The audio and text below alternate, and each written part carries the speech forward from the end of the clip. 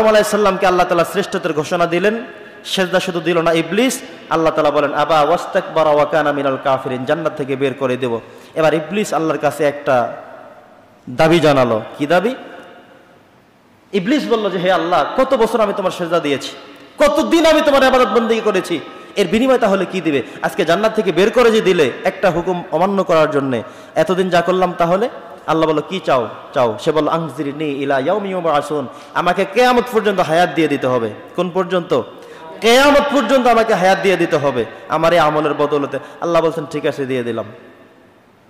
এবার সে সিদ্ধান্ত করলো, আল্লাহ আমি কি যেহেতু আযাজিল, আমি তো শয়তান, আমি যেহেতু মারদুদ বিতাড়িত করা হয়েছে, আমিও আপনার এই মানুষদেরকে, যেই মানুষের জন্য আজকে জান্নাত থেকে বের হতে হয়েছে, সেই মানুষকে আমি ধোঁকা দিয়ে এদেরকেও জাহান্নামে ঢোকাবো।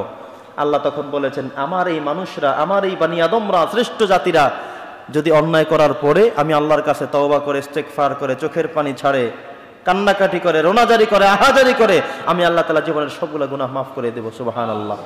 আল্লাহ তাআলা সেই সিদ্ধান্তটা ওই শয়তানকে জানিয়ে দিলেন। বন্ধুগণ আমার, এবার আসুন আমরা এবার জানবার চেষ্টা করব। আদম আলাইহিস সালাম জান্নাতের মধ্যে আছেন, শয়তানকে বিতাড়িত করে দেয়া হলো এবং ফেরেশতারা বুঝতে সক্ষম হলেন আমরা যে আল্লাহ তাআলার কাছে নিষেধ করেছিলাম, সেই নিষেধ করা আমাদের ঠিক হয়নি, আমাদের সেটা উচিত হয়নি। আদমই পৃথিবীর মধ্যে শ্রেষ্ঠ, আদমের থেকে শ্রেষ্ঠ আর কেউ হতে আমাদের মধ্যে আর কেউ নেই। বন্ধুগণ আমার, এবার আদম আলাইহিস সালামকে আল্লাহ তাআলা লক্ষ্য করে বলেন আদম উসকুন আনতা ওয়া যাওজুকাল জান্নাহ। আদম আলাইহিস সালামকে জান্নাতে থাকতে দিলেন, সাথে স্ত্রী দিয়ে দিলেন, সাথে আল্লাহ তাআলা স্ত্রীকেও দিয়ে দিলেন। বললেন উসকুন আনতা ওয়া যাওজুকাল জান্নাহ, তুমি এবং তোমার স্ত্রী জান্নাতের মধ্যে থাকা শুরু করো। ফাকুলা মিনহা হাইসু শি'তুমা, এই জান্নাতের মধ্যে যত নেয়ামত দেখো, অফুরন্ত নেয়ামত, অগণিত নেয়ামত, সব জায়গা থেকে ভক্ষণ করতে পারবা। ওয়ালা তাকরাবা হাযিহি শাজারাতা ফাতাকুনা মিনাজ জালিমিন, একটা জায়গায় একটা গাছ লাগিয়ে দিয়ে বললেন এটাই হলো নিষেধ। আদেশ আর নিষেধ যদি না থাকে তাহলে বনি আদমের দাম নেই। একটা লজিক মনে রাখবেন, সৃষ্টিগতভাবে আল্লাহ তাআলা তিনটা পদ্ধতি দিয়েছেন। একটা হলো ফেরেশতা সারাদিন শুধু ইবাদত করে, তারা বোঝে না বিয়ে করাটা কি, তারা বোঝে না খাবার স্বাদটা কি, তারা বোঝে না ঘুমের মজা কি। কথা কি বুঝতেছেন? এটা হলো ফেরেশতাদের চরিত্র, তারা শুধু ভালোটাই জানে। সারাদিন নামাজ, রুকু, সেজদা, তেলাওয়াত, তাসবিহ, তাহলিল, এই সবটার মধ্যে পড়ে আছেন কে? ফেরেশতারা। আর যেই প্রাণীগুলো আমরা চোখে দেখি, গরু, ছাগল, হাঁস, মুরগি, এরা শুধু জানে ঘুমানো, শুধু জানে খাওয়া, আর শুধু জানে তার ফ্যামিলি, পরিবার নিয়ে থাকা। হাঁস, ছাগল, গরু, মুরগি, এরা দুনিয়াবী জীবন নিয়ে তারা আল্লাহর সৃষ্টি যে কি, কেন সৃষ্টি করেছেন, লক্ষ্য কি, উদ্দেশ্য কি, রোজা কি, নামাজ কি, এরা কি এগুলো বোঝে না। আর মানুষকে আল্লাহ তাআলা এই সবগুলো দিয়ে দিলেন, বিবেক শক্তি দিয়ে দিলেন। এই রাস্তায় জান্নাত, এই রাস্তায় জাহান্নাম। আদম আলাইহিস সালামকে বানিয়ে প্রথমেই পরীক্ষা শুরু, এই একটা নিষিদ্ধ গাছ আর এই সবগুলো খাবারের গাছ, এগুলো সব খাইবা, একটার কাছেই যাইবা না। তার মানে বনি আদমের কাছে নিষেধগুলো বিষয় সামনে থাকবে। আপনি মোবাইল চালাইতে শুরু করবেন, খারাপটাও আসবে, ভালোটাও আসবে, আপনি গ্রহণ করবেন কোনটা, সেটা আপনার আমল নামায় উঠবে। কথা কি বুঝতেছেন? আপনি চলবেন, চলতে গিয়ে নামাজ পড়ে পড়ে, 5 ওয়াক্ত নামাজ পড়েও চলতে পারবেন, নামাজ বিহীনও আপনি চলতে পারবেন। আপনি ব্যবসা করছেন, হারাম ভাবে ইনকাম করতে পারবেন, মিথ্যা বলে বলে ইনকাম করতে পারবেন, সত্য ঠিক রেখে আপনি ইনকাম করতে পারবেন। সিদ্ধান্তটা আপনার। এই আফআলে ইখতিয়ার মানুষকে আল্লাহ তাআলা দিয়ে বিবেক নামক আদালতের কাছে বন্দী করে দিয়েছেন। বন্ধুগণ আমার, আদম আলাইহিস সালামকে ওই নিষিদ্ধ গাছ লাগিয়ে আল্লাহ তাআলা নিষেধ করে দিলেন। এবার আদম আলাইহিস সালামকে ওই শয়তান এসে, এবার কোরআনের ভাষায় আল্লাহ তাআলা জানিয়ে দিয়েছেন যে শয়তান এসে এবার আদম আলাইহিস সালামকে বলল যে শোনো আদম, তোমার ব্যাপারে আল্লাহ তাআলা 2টা সিদ্ধান্ত নিছেন। কারণ হলো তুমি তো মাত্র জান্নাতে আসছো, মাত্র তোমাকে সৃষ্টি করছে, আমি তো বহু বছর আগ থেকে জান্নাতে আছি, সব আমি জানি।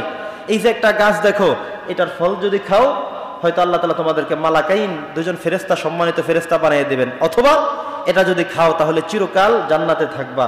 এটা হলো সিদ্ধান্ত, এটা তোমাদের খাইতে হবে। যদি না খাও তাহলে আল্লাহ সিদ্ধান্ত করেছেন তোমাদেরকে পৃথিবীতে পাঠিয়ে দিবেন, দুনিয়াতে গিয়ে হাল চাষ করতে হবে, তরকারি করতে হবে, সবজি করতে হবে, কাজ করতে হবে, কামাই করতে হবে, খাইতে হবে। এসব দুনিয়াতে কষ্ট আর কষ্ট, আর এখান থেকে ফল খাওয়ার পরে হয়তো অনন্তকাল জান্নাতে থাকবা, অথবা 2জন সম্মানিত ফেরেশতা হয়ে যাবা। এবার আদম আলাইহিস সালাম বারবার চেষ্টা করতেছেন, না এটা শয়তানের ধোঁকা, বোঝা যাবে না। কিন্তু হাওয়া আলাইহিস সালাম মহিলা মানুষ, তাকে বোঝালেন। তিনি আদম আলাইহিস সালামকে সাথে নিয়ে গিয়ে কন্দম ফলের কাছে চলে গেলেন, নিষিদ্ধ জায়গায় চলে গেলেন, নিষিদ্ধ কাজ করে ফেললেন। সাথে সাথে আল্লাহ তাআলা জান্নাতের পোশাকগুলো নিয়ে গেলেন। আল্লাহ তাআলা খুব রাগ করলেন, ওনাদেরকে আর জান্নাতের মধ্যে রাখলেন না। একটি রিওয়ায়াতে আসছে আদম আলাইহিস সালামকে মক্কা এবং তায়েফ এই দুইটার মধ্যবর্তী জায়গায় ছেড়ে দিলেন, আর হাওয়া আলাইহিস সালামকে সৌদি আরবের জেদ্দায় ছেড়ে দিলেন। দুইজনকে দুই জায়গায় যখন ছেড়ে দিলেন, এবার পৃথিবীতে একজন পুরুষ মানুষ এক দেশে, একজন মহিলা মানুষ এক দেশে, তারাই প্রথম মানুষ, প্রথম পুরুষ প্রথম নারী, প্রথম ম্যান প্রথম ওমেন। দুজন দুই জায়গায় বসে বসে কান্নাকাটি করছেন। কার দরবারে? আল্লাহর কাছে কান্নাকাটি করছেন। আল্লাহ কি হবে, আর তো কোনো মানুষ নাই, কি হবে আমার?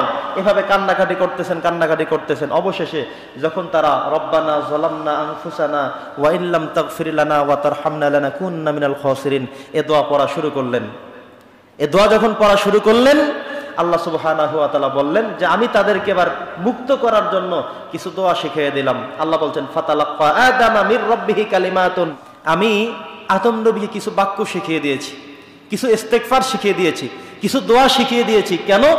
যাতে করে সে আমি আল্লাহর কাছে ক্ষমা চাইতে পারে। সুবহানাল্লাহ বলেন, ক্ষমা চাইতে পারে। এই ক্ষমার কথা আমি শিখিয়ে দিয়েছি। আমাদেরকেও আল্লাহ শিখিয়ে দিয়েছেন ক্ষমা কেমনে চাইবো।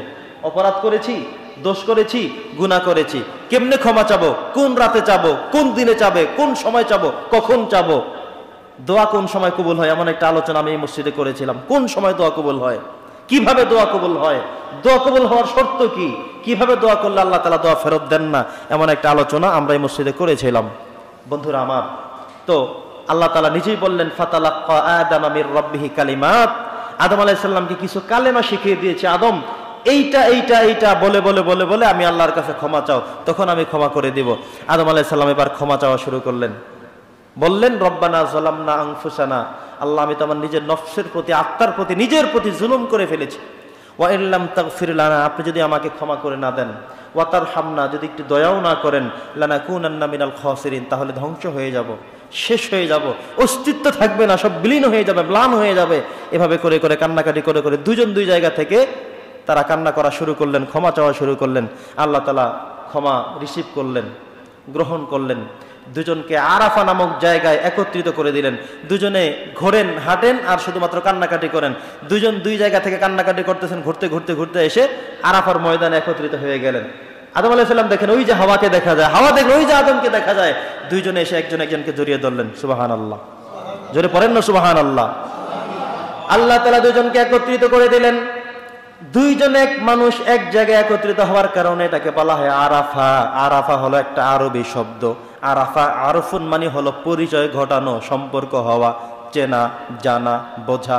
মানে একজন একজনকে যেই জায়গায় পরিচিত হয়ে গেলেন, যেখানে একজন একজন সাথে মিট করতে পারলেন, সাক্ষাৎ করতে পারলেন, পরিচয় ঘটলো, এই জায়গাটাকে বলা হয় আরাফা। আরাফাতুন মানে হলো পরিচয় ঘটলো, চিনে ফেললো, দেখে ফেললো, একত্রিত হলো, এই জায়গা হলো আরাফা। সেই জায়গার নাম আজও আরাফা। সুবহানাল্লাহ বলেন।